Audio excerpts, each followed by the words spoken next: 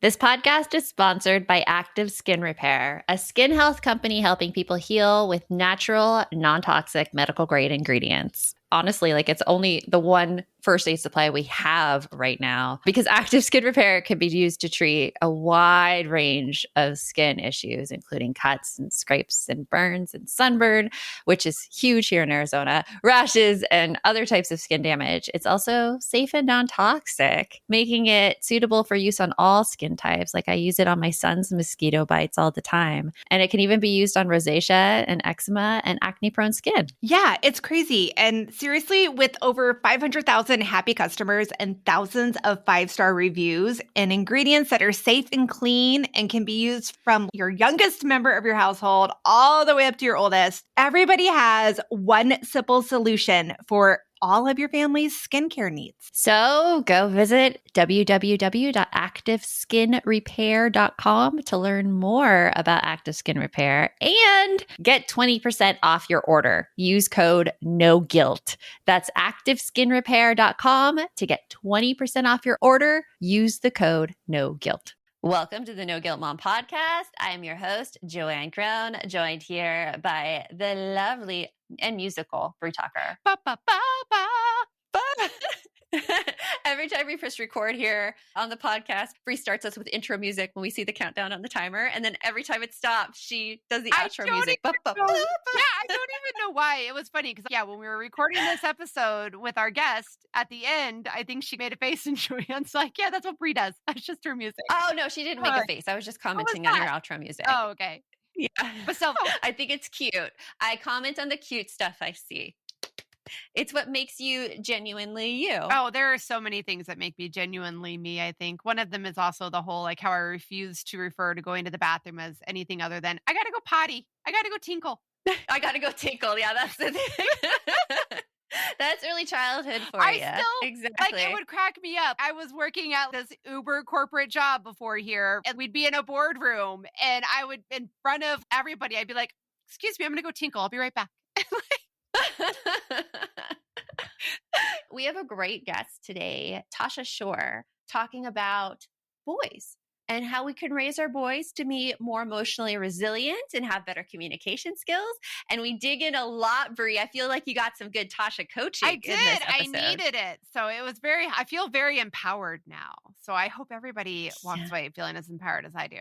Yes. If you feel like you're having a hard time talking with your son or with another boy in your life, oh my gosh, this episode, stick around for it. But Tosha Shore, she is a parent coach and founder of Parenting Boys Peacefully, where she's on a mission to create a more peaceful world, one sweet boy at a time. She's also the co-author of Listen, 5 Simple Tools to Meet Your Everyday Parenting Challenges, which has been translated into 5 languages. She's resided in both California and Israel and is the proud mom to 3 kids, ages 16, 18, and 20. And we hope you enjoy our interview with Tosha. You want mom life to be easier. That's our goal too.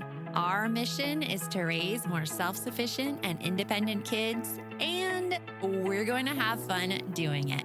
We're going to help you delegate and step back. Each episode will tackle strategies for positive discipline, making our kids more responsible and making our lives better in the process. Welcome to the No Guilt Mom podcast.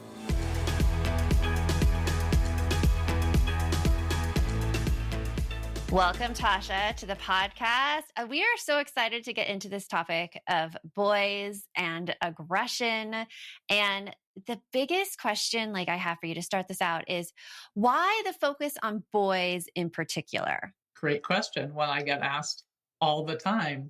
Focus on boys for a lot of different reasons, but really because my heart goes out to them. I feel like they have been left behind. I grew up with my mom, feminist, fighting for women's rights. I can be whatever I wanted to be.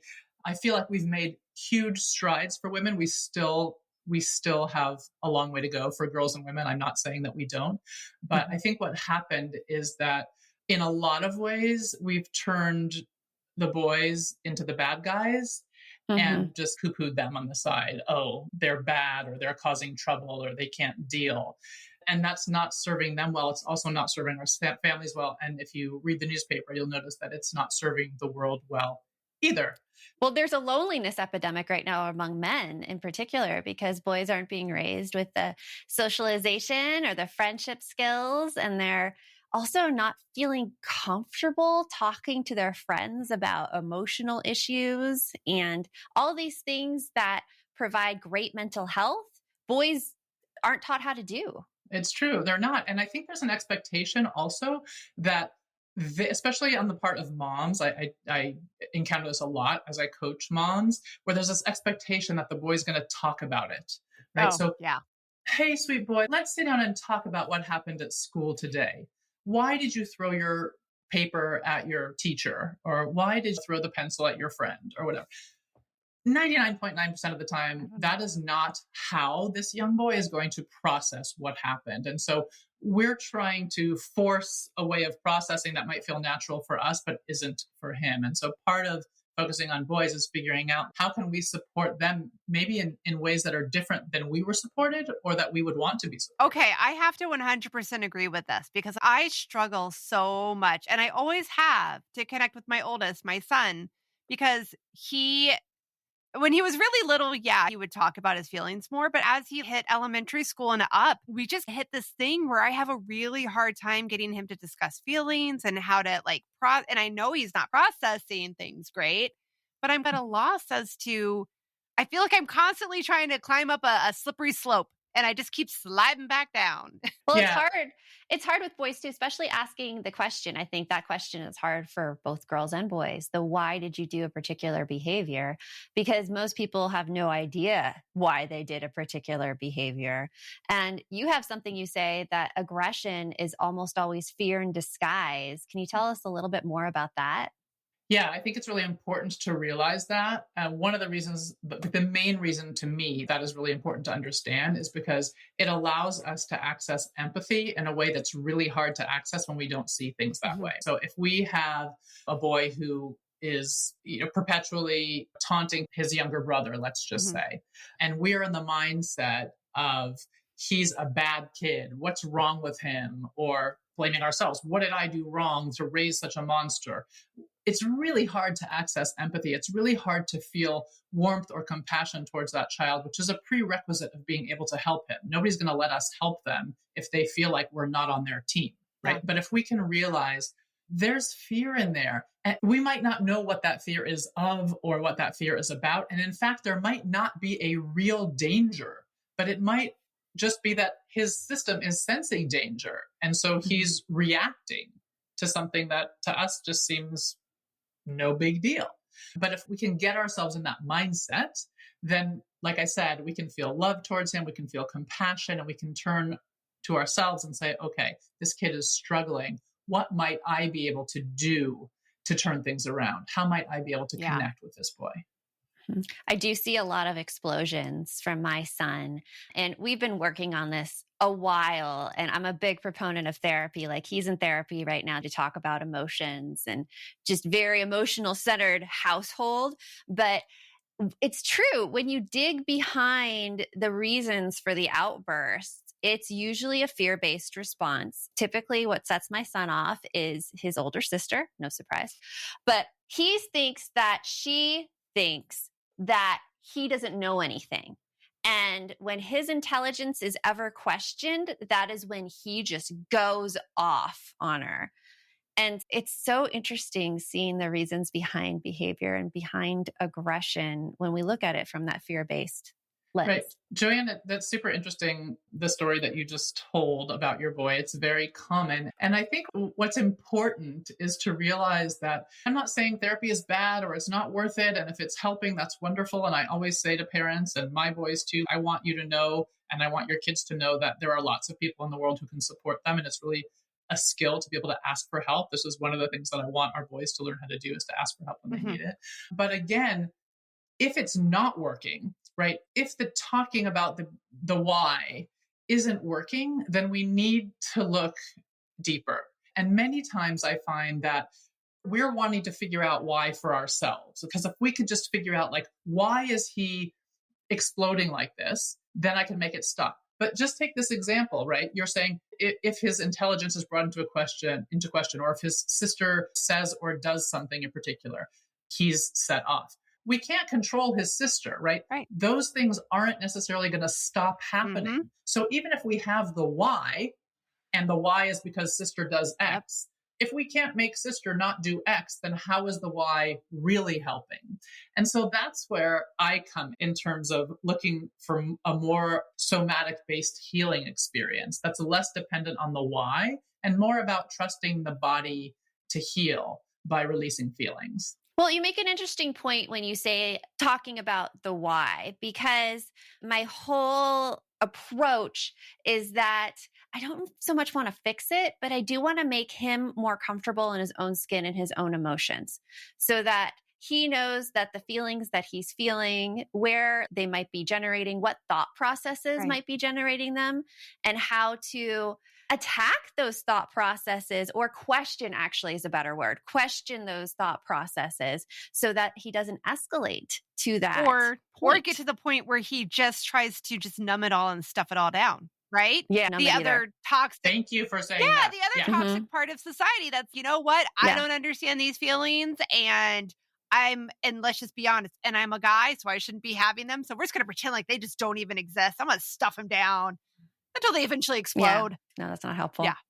Yeah, absolutely. And it's one of the things with aggression is so often we're afraid of the behaviors and then they're stuck with them because it's like, oh God, the adults around, they can't deal with this either. And so they try to tap them down. And again, just like you said, we look at addiction, we look at all the ways that we numb. Look at how we numb. We numb, adults numb with sex and porn and drugs and alcohol and our glass of wine at the end of the day. Like, we all have our ways to numb. I was going to say, social can media. we throw in social media there? It feels like a little bit more gentle, but it is still numbing, we'll be honest. Yeah, I should say that. No. I'm like the lamest person on social media. I'm like so not into social media. So I'm just like, oh, makes me crazy. But yes, that's absolutely right. And we don't want our boys to tamp down those feelings. We want them to be able to feel. So we have to get comfortable with them feeling. Yes. That is a big thing. It does really start with us and our behavior, because we cannot change our kids' behavior. We only have influence over our behavior. And becoming comfortable with that is so hard. You feel like you're being torn apart inside. It is. But I do want to say that their behavior will change as a result of our behavior changing. We can't come in with our agenda, hey, let's sit down and talk about your feelings, because they're just going to zip their mouth right closed and not say a word. The quieter I am, the quicker this will be over. I can wait mom out. I know I can. Exactly. But if we listen intently, I think parents will be surprised at what comes out. Like, just for example, like I have one child who is more reserved than the other. I have one that's TMI all over the place, right? I got to be like, I'm your mother, right? I don't want to know all these things. But then I've got one who tends to keep his feelings close to his body and his heart pretty closed. And it's interesting because the other members of the family will say, you know, oh, he doesn't talk about anything. He never tells us what's going on, or we can't get to know him. And I look at them and I go, like, that's actually not true. If y'all are willing to stop talking for a few minutes, poor guy can get a word in edgewise. Quiet, you'd be surprised at what you'll find out about your brother. It's quite interesting. And so that's the child who comes in the door and I say, welcome home. And then I'm just quiet. Oh, yeah. That is a good tactic too. I have to use that. My husband is that way. And so I feel like he trained me for having kids that way, because I cannot ask any sort of question, because questions are tied to expectations. That's right. When you ask someone how their day is going, they feel like they need to tell you something positive, else you'll let them down. And people don't want to share. And I took my husband talking to me about that to really understand what's behind it. But staying quiet, saying, it's good to see you. And then bam, about 5 minutes later, everything will start coming out. And I'll be like, I need a break. Totally. I find a lot of parenting boys is about offering myself, right? Rather than asking for something. Yeah. If I notice it's me who's wanting something, I'm wanting information, I'm wanting closeness, I'm wanting connection.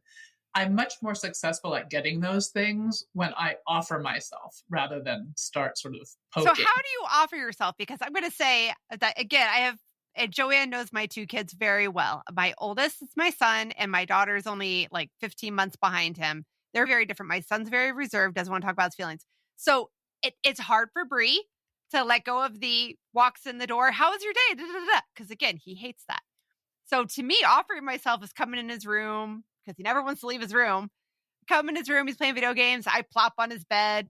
He'll slowly turn and be like, "Can I help you?" And I'm like, "I just wanted to be here." I love But that. it doesn't seem to work. Stay with us. We'll be right back.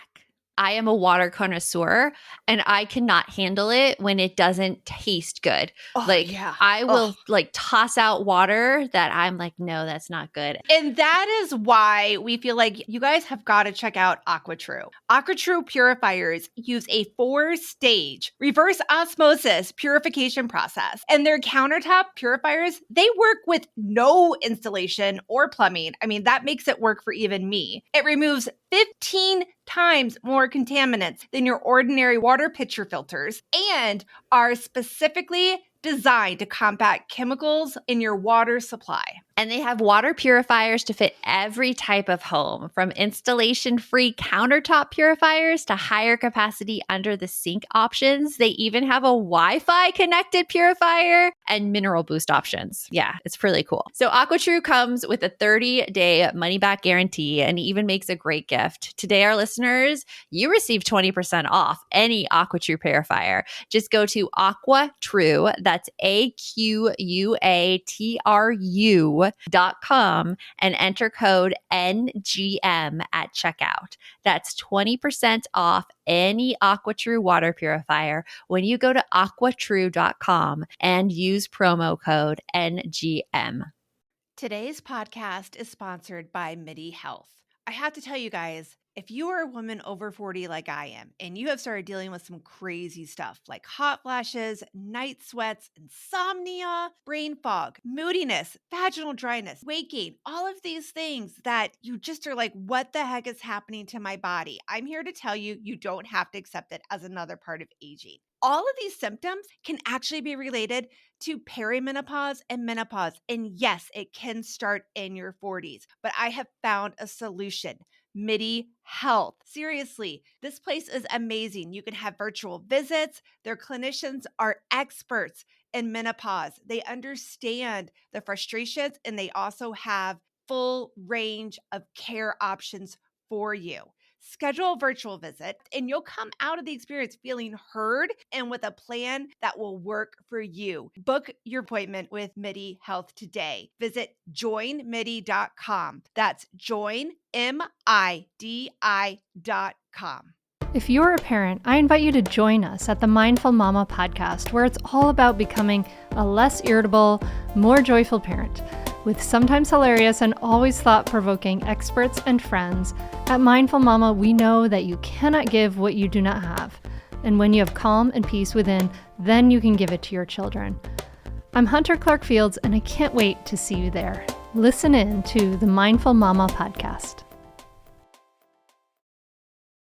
I love that. That's it doesn't perfect, seem Bree. to work. I'll stick around. No. Okay, I'm going to stop you. Stop you.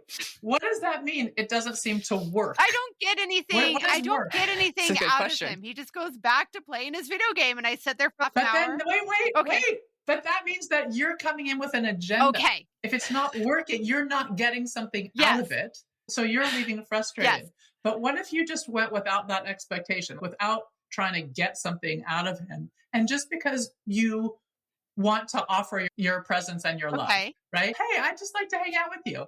If you want to talk to me, great. If you don't, totally fine. Okay. And then you just leave when you're done. Expert move, Bree. Bring headphones and just have headphones on your bed. And if you have headphones on, they will turn to you and be like, hey, mom, guess what? And you have to take out your headphones. And then you'll put them back in. They'll be like, hey, mom, guess what? You have to take out because they know you're not trying to get anything out of all right. I will try that. I am down to try that. And then you won't talk. Yeah. I got a parent. I'll tell you a quick story. I got a parent who started doing the type of work that I do when her boy was about 13 and really struggling. and really reserved and starting to get into trouble. And for everybody listening, that 11, 12, 13 is a hard age for boys. We give a lot of slack to girls because we know they're going through puberty, but I think boys get the short end of the stick. Yeah, they do. Yeah. They do. And so she was feeling distance from him, and he was disappearing in ways that she didn't want him to be disappearing. And she did exactly what we were just talking about. She started just committing to going into his room where she didn't come out of. He was just like on his computer doing whatever. And she would knock and say, hey, can I come hang out for a little bit? Sometimes he wouldn't even answer, but he wouldn't say no. And so she'd just come and hang out on the bed for a while and then just watch him play and not really say much of anything at all. And then she'd leave. And she did this like day after day after day after day.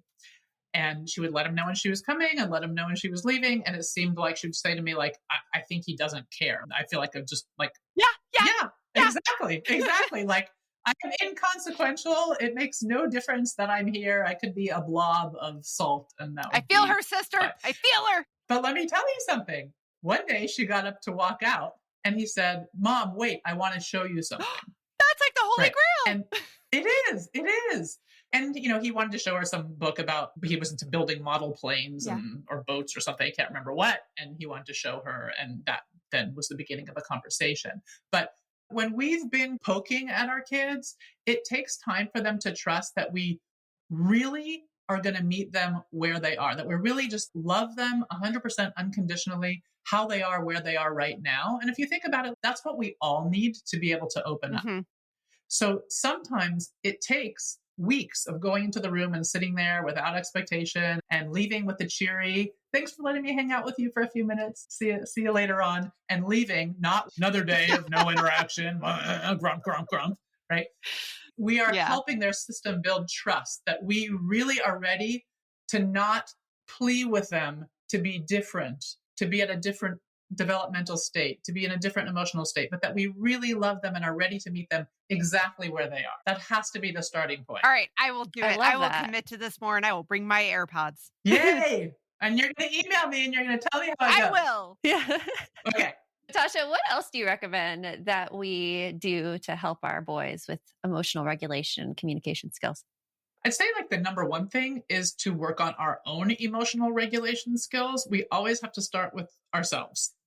So if you're a yeller or a shamer, which might sound like, oh, better than that, or just even that sort of annoyed out breath, the thing, all those things that can be interpreted as shaming, then we need to step back and think about, okay, what are our own boundaries as parents?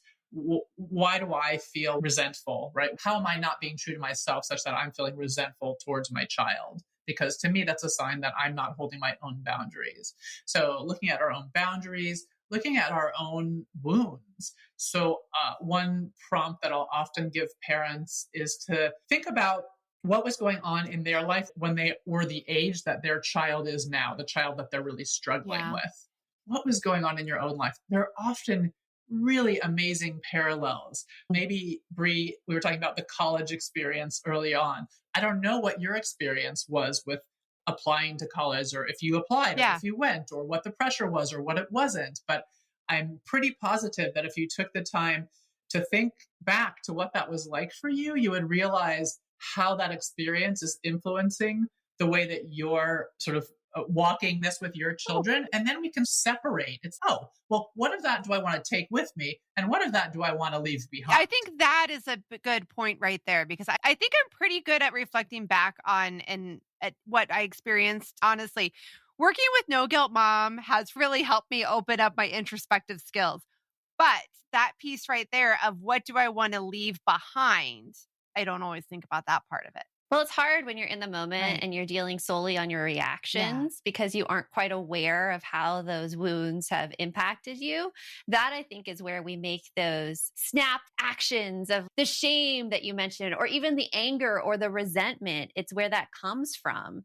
And so if you don't go back and you examine it, you're constantly doomed to relive the loop. Absolutely. That's a good point. And I teach a practice called listening partnerships. If you've read our book, Listen, there's a chapter on listening partnerships, and we do this in my community and in my courses I teach. And I have a personal practice of listening partnerships that I have with other parents around the world that I meet with regularly to just offload the pressures of life and parenting so that they don't spill out all over my children. We have to take responsibility for our emotional well-being. And that is one way. And that, again, we haven't really talked about the release of the feelings, but what I'm doing in that listening partnership is I might be sharing something verbally. I might be talking about an experience, but oftentimes, like recently, I was sharing about, I have a child going off to college, and there are lots of feelings coming up for me about that. I'm sad and I'm crying, and like to have a place where I can cry about that and mourn his departure and all of those things really helps me think more clearly about how I want to show up for him. And so one of the things that I figured out, like this light bulb went off after I had this big cry the other day, and that was that I actually don't need to share as much information with him as I've been sharing about how I'm feeling about his departure. Some of it's okay, but like, actually, a lot of this is just my stuff to work on, and he doesn't need to be a part of this. And that was intelligence that I gained by releasing the stress and the fears and the sadness through tears with my listening partner, not by anybody telling me I should do this or should do that. Back to your question, Joanne, it's like we have to take responsibility for our own emotional healing so that we can model emotional regulation. Completely. As the daughter of parents who, let's just say me going off to college, it was calling home and my mom being, why did you leave me for about 2 months? 2 months into my college experience. It was awful. It was so awful from a child standpoint. And I knew I never wanted to give that ever to my kids. An example of what you don't want to bring forward. Perfect. Exactly. What you don't want to bring forward. And you mentioned something earlier about release of emotions. What is that? So that's, for example, the crying, the tears that I shed. And so if we go back to your question about what can we do for our boys, one of the things is to really listen to their feelings. So at the beginning, we talked about talking about their feelings and the why behind it. But what I find is that when we have scenarios with our kids where they're really struggling, if we can be present so that we feel like with aggression, we have to set it up so that we don't feel in danger. So maybe we're on the other side of a wall, or maybe if we got a biter, we're wearing a few layers. So we're not going to get teeth in our arm, because once we get hurt, it's really hard to keep our cool. But if we can keep ourselves safe and focused on the goodness of the child, that sweet boy, I like to talk about the sweet boy underneath those not so sweet behaviors, then he can have that big tantrum. We're not trying to quiet it. He can have the big tantrum. He can yell and scream and tell us about how life's not fair and how we're the worst mom ever and all of the things. And we can know that actually what we're doing in that moment is something called stay listening, also something that we write about in Listen, where we're staying and we're creating safe space for him to feel. Because when those feelings come out, what happens is it's like the clouds part. And at the end, his thinking is much more clear. And so what you often find in a scenario where, let's say, children are fighting and you've gotten between them and separated them so no one gets hurt, and you're listening to them and they're screaming and saying all the things, is that if we don't get in there and try to be like the police officer and figure out like who did what and who done it and who went first and how many minutes for each, and we just allow them to feel their feelings, 99% of the time, when they're done, they are going to come up with a brilliant solution about how to share, or a brilliant solution about how to move forward. So I really want parents to understand that our children's intelligence builds, they get smarter when we create safe spaces for them to feel. And for our boys, we need to get comfortable with them feeling all kinds of things, not just anger. Like the ones we label feminine and girly, they got left out. They felt disappointed.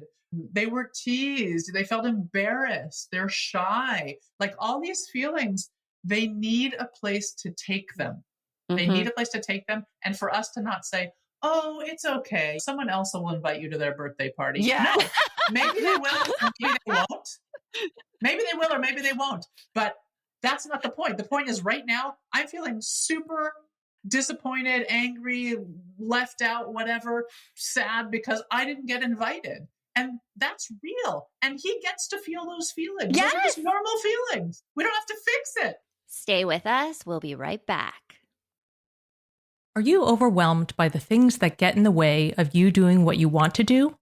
Are you looking for ways to simplify life to better align with your values? Do you want to create space in your schedule so you have room for more of the good stuff? play, joy, relationships, gratitude, and more? If you answered yes to any of these questions, I invite you to check out Edit Your Life, a podcast to help you edit the unnecessary from your life so you have more room to enjoy the awesome. Through episodes with me, Christine Coe, and a range of super smart, compassionate, and thoughtful guests, you'll come away with big picture insights and practical ways to declutter your home, schedule, and mental space without getting bogged down by perfection. I have always believed that small moments and actions matter tremendously. My goal is to help you find agency and space in your life through doable baby steps that will leave you feeling accomplished instead of overwhelmed. Check out Edit Your Life wherever you enjoy your podcasts. When it comes to raising kids, there's so much to consider. Things like, what do we feed them? When do we feed them? How do they sleep? What does it look like to raise kind kids? How does their nervous system work? How do I keep myself calm? What are my triggers? There's so much that comes into play, and we are distilling all of that information for you at Voices of Your Village podcast, where we bring experts in the field of early childhood and education and psychology and across the board so that you don't have to comb the internet for information. You get to show up and hang out and have shame-free, judgment-free conversations and insights into what it looks like to raise kind, empathetic, emotionally intelligent humans. I'm Alyssa Blask Campbell. I have a master's degree in early childhood education. I'm a mom of 2, and I am walking this journey right alongside you doing this work. Come hang out with me at Voices of Your Village, and we can dive into real conversations with actionable tips.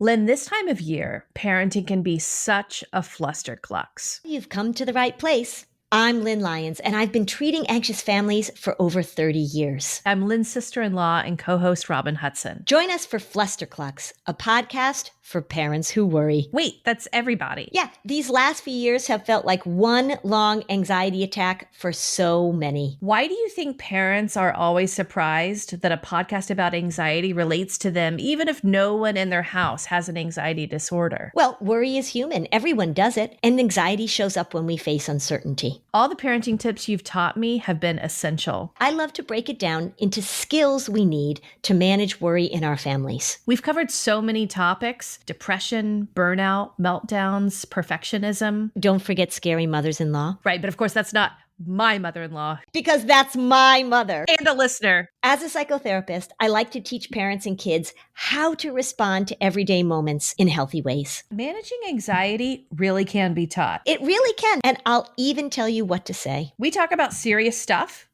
but without being too serious. Anxiety wants everything serious. Anxiety doesn't stand a chance when we're laughing, even about the tough stuff. We don't have to fix it. I get so riled up about this because this is where all the research is. And when you're around people that then treat your child a certain way that you would not, say they're crying and you usually let them have their outbursts in front of you, and this other person comes in and is like, it's okay, here's this, and like tries to stop the emotion, it drives me completely bonkers because that is just pushing things down and minimizing them. And boys and everybody should be allowed to have their feelings. Everybody. Absolutely. For the people pleasers out there, I'm going to say, we know that it's hard for you because I'm a people pleaser. That's my role in my family growing up. It was my job to try to neutralize the feelings in our family. So I have a really hard time and Joanne knows this all the time. I'm like, so-and-so started crying, man. I didn't know what to do. I can't handle crying. Stop crying. And I'm like, ooh, crying. We're getting somewhere. So that's a good point, Tosha. Like really, again, about the whole, like, it's not always your job to fix it. To just be there. You're the support. But sometimes that support is strong and silent, man. Well, a story example of that is my son and I went to Starbucks this morning to hang out before he goes to school. And we were sitting outside. It's a little warm outside. And near the end of it, he just starts complaining. He has bug bites on his ankles. He's, I just don't want to be out here anymore. And I'm worried about being late to school and being in the car line. And I'm just like, I pick things up and I'm like, okay, let's go. And we get in the car, and about 2 minutes into the car, he's calm. He's cool again in the air conditioning because of the heat. And he says to me, I'm sorry. It didn't look like you were ready to leave yet. And I'm like, I get that. I'm a free person though. I do what I need to do. I saw you needed to leave and that's okay. And he's like, yeah, but I saw that you didn't want to yet. I'm sorry for that. I love what that relationship you guys have built so that he's comfortable saying all of that. But what I really love is by that, at least from my perspective, from that interaction, he learned that he can say what his wants and needs are and that they will be valued. But I also get a lot of emotional storms and I feel the frequent need for wine. I don't do it. But I'm just saying. That's when you're like, that nice creamy coffee sounds delicious right now.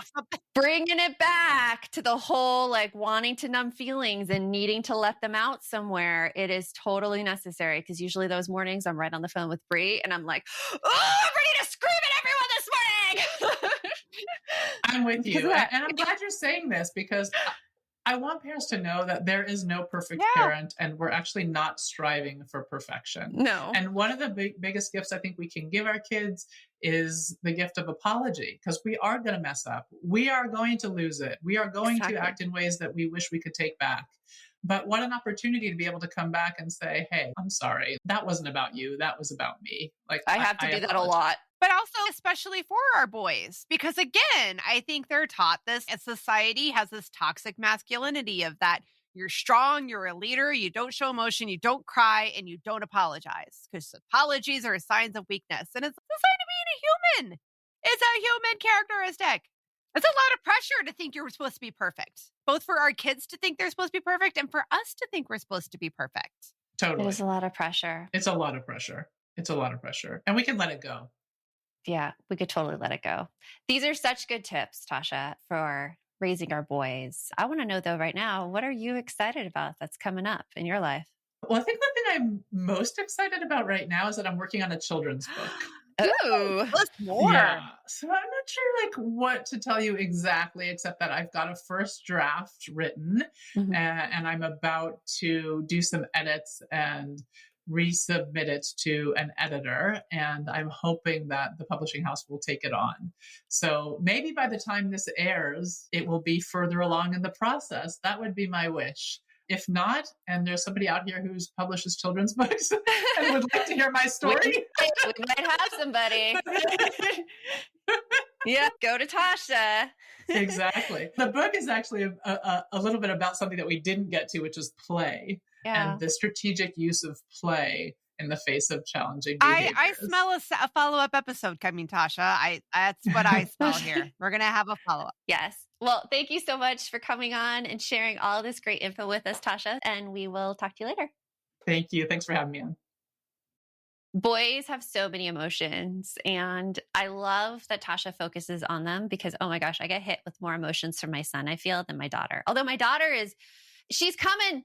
She's pretty close to it. You had the joy, from my perspective, someone looking outside. The firstborn is like a little more quiet, a little bit more reserved. And then the younger is kind of like, I'm here, I'm loud and I'm proud. But now you have the joys of teenageism with a girl. And I just feel like those emotions are big and loud and proud. It goes up and down. Yeah. That's, I think, the problem. Because sometimes it could be absolutely fine. Sometimes it could be like no emotion whatsoever and it's frozen. And sometimes they're very explosive and there's tons of tears and crying. And what Tosha was saying about you have to work on your own emotional resilience is 100% true, because so many times I want to run screaming out of my house because of all the emotions going on in there. There's so many emotions. And they're so uncomfortable. There's so many emotions. There's not much. It doesn't feel like there's much room left for your own emotions. Yeah, Which exactly. It's makes when I it go hard. and close my room. Yeah. Close my door, sit in my room, read my book. But that's good. And try to calm down. Right. And that's good. And we need those breaks because you cannot possibly take on the emotional load of everybody in the household. Have space for everybody's emotions and yours all simultaneously. A cup only has so much room before things just start to overflow. Now that there's so much of this emphasis on parents controlling their own emotions, I feel like we're getting both ends of the bad stick here. Because as kids, we were told to control our emotions. And now as parents, we're told to control our emotions. Meanwhile, the generations on both sides of us get to go willy-nilly with all their emotions and just let them out. And we're the ones dealing with them. Well, that's because, we raised ourselves. Kids of the 80s and 90s, the latchkey stuff. Honestly, I love watching the TikToks and in reels these days of the parenting influencers. And they're like back in the 80s or 90s, what it was like. And the notes on the kitchen table that were like, Yep, I'll be home around 5 or 6. There's a snack in the fridge, or you can get stuff out of the freezer, and we're all like, all right. And we did that all ourselves. Now, even my teenagers come home, and I'm like, how was your day? Would you like a snack? All of this stuff that... Oh my gosh, I don't do that. It's for me, I do it because I'm thirsty. I'm a thirsty. I think I'm pretty open that I am a thirsty mom that is, that sounds really bad. That's not what I meant by it. It came out the wrong way. I want to connect with my teens, and like the fact that they're teens and I'm divorced and they're only here every other week. I'm like constantly seeing time tick by, and I'm like, hang out with me, please. I'll bribe you with food, with drink. Yeah. But anyway. The best way I have found is to ignore. Like, not ignore, but play hard to get. Kind of play hard to get. Be there, but not say anything. So there's tons of times where my daughter will get in the car and I'll be like, hi. And she'll be like, hi. And then I won't say anything to her. And I'm waiting for her to talk, and I'm waiting for her to bring it up or bring anything up. And many times she has to go on her phone, and she's just like on her phone. And this inner voice in my head is, oh my gosh, she is ignoring me and going on her phone. She does not have any social skills. I am raising her completely wrong. We should be engaging in conversation right now, and I should have my question cards out. And no, that's not it. That's everything that we have been told to do that doesn't actually work. I've talked with my daughter about this phone. I'm like, hey, I feel a little ignored when I'm in the car with you. Because she saw I was upset one time. We got out of the car. I was visibly upset. And she's like, what? And I told her, I feel ignored when you get on your phone. And she told me, sometimes like I just need to process things, and I need to sit there in quiet. And I look at my phone because that's how I'm processing. And I'm like, well, I get that. Okay. Yeah. And so I've let it happen from now. And usually when she gets to process her emotions and deal with them, then later on, when she's ready to talk, she'll come out and just talk to me. Right.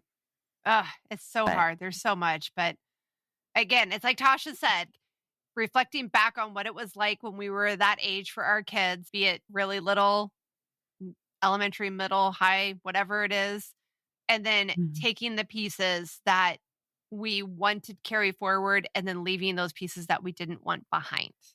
That's the part that I struggle with, but I'm going to try really hard. And I'm excited. I'm going to be going in my son's room a little bit more often and like just laying there with my AirPods on. I do get so excited when he just randomly starts talking to me. I'm like, oh my God. Let's calm that down. Let's calm that down. That's the inside. I don't always show it. I know that I show a lot of emotion. But yeah, my husband's, you're a terrible poker player. Your emotions are so easy to see. But it's mine as well. We work well together. Yes. We always know when something's wrong. I know. Be like, what's wrong? Right. What's wrong? Just tell me. It's all good. I'm just gonna keep asking. It's interesting because something that Tosha said in there was about we shouldn't put our own feelings on our kids. And that's true to some extent, but I think there's really a balance to be had there because your kids need to know what happens when they behave a certain way to people. So if they're constantly on their phones and they're like ignoring you, I think it's okay to make kids aware that, hey, I was feeling ignored, as long as you're willing to listen to their reason as well and not just put it as a shameful thing on them. Because we have to be open to what they bring back. Yeah. What gets into trouble is if you're bringing up the same emotion over and over again when they've already told you what they're doing, then that's not helpful. And that's when you really need to release them. Yeah, for sure. But remember, the best mom is a happy mom. So take care of you, and we'll talk to you later. Thanks for stopping by.